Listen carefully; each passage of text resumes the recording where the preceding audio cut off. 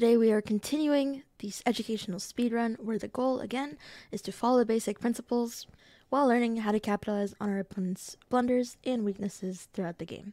We started at 600, and now we're on our way to 1200, so I hope you guys enjoy. Alrighty, so we are white against a 1200, so I'm going to start off with d4. This is my go-to opening. I've been a Queen's Gambit player for a long time. Alright, so I play e6 first.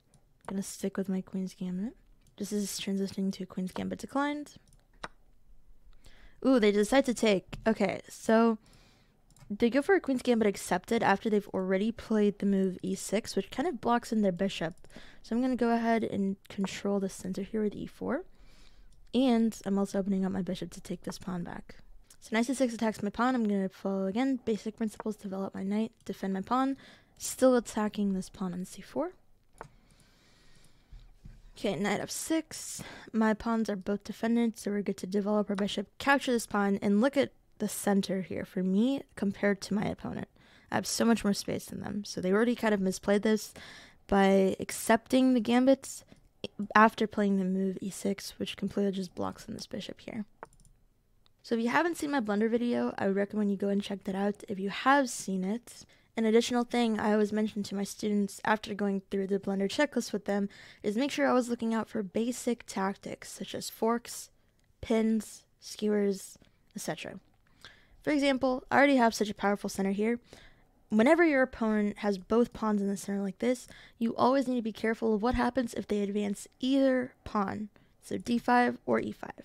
My opponent played this move fairly quickly and probably didn't check if d5 or e5 is going to be deadly to their position. But here we just have a beautiful forking the bishop and the knight with our pawn. So this is the power when we already have the center here. So they're going to be losing material. Now we win a bishop and we're happy. If they play on, this will be good for how to convert a game quickly. Alright, they decide to take again. I would not have done that because they're just sacrificing another piece now. So now we're up 2 pieces for 2 pawns. Alright, let's see how fast we can convert this here. First, let's get our king safe. Still following the basic principles. Even when you're at material, doesn't harm to get your king safe. Especially when queens are still on the board. Okay, as you can see, they're struggling to get this bishop out, so maybe they're trying to get it out here.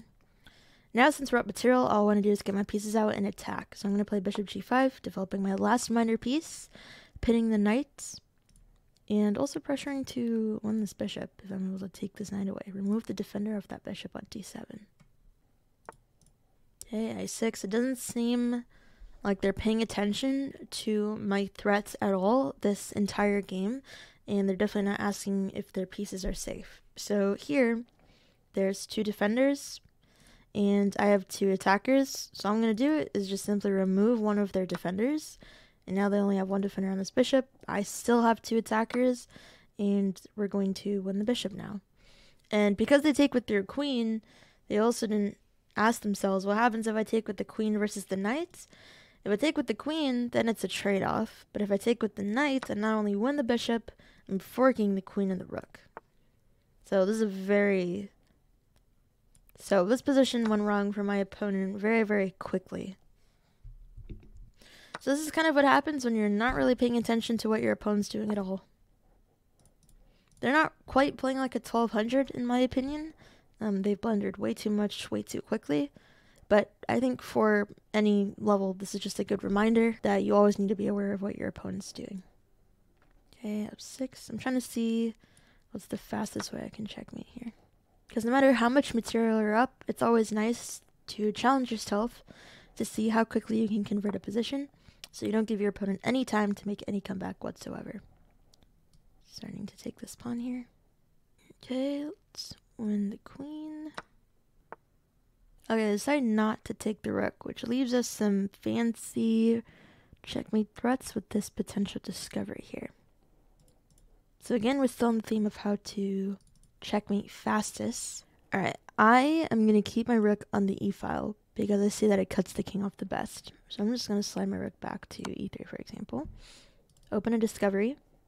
And I find this is the fastest way to checkmate. Because now, if the king moves back to f8, spot the checkmate. Queen h8. And if they play queen d5, we just simply take with the knights. Alright, so let's take here. forcing moves. And they resign.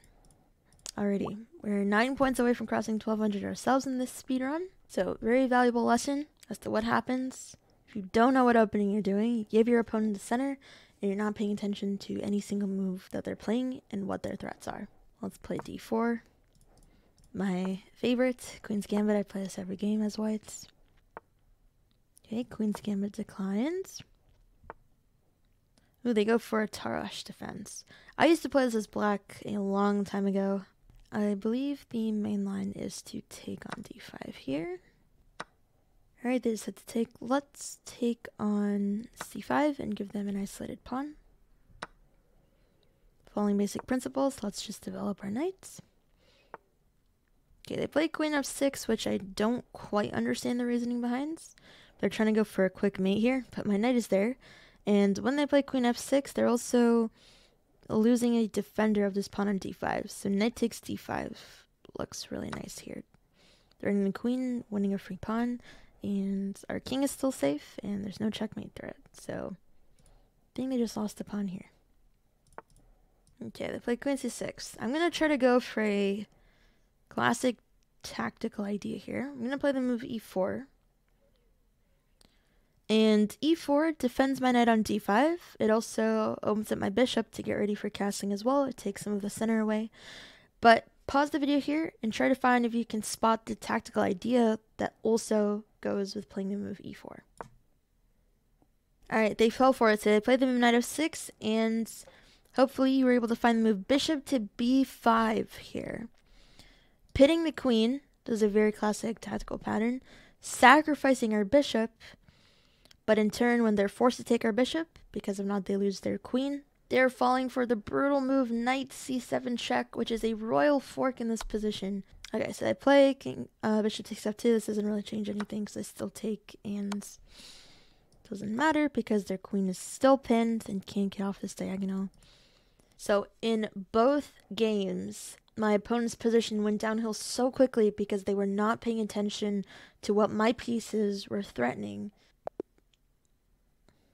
and ended up losing material very quickly. Alright, we crossed 1200 with that, which means with our speedrun we are on our way to 1300. So both of the games were very educational in terms of what happens when you're just on autopilot playing moves quickly and only paying attention to what your plans and your ideas were.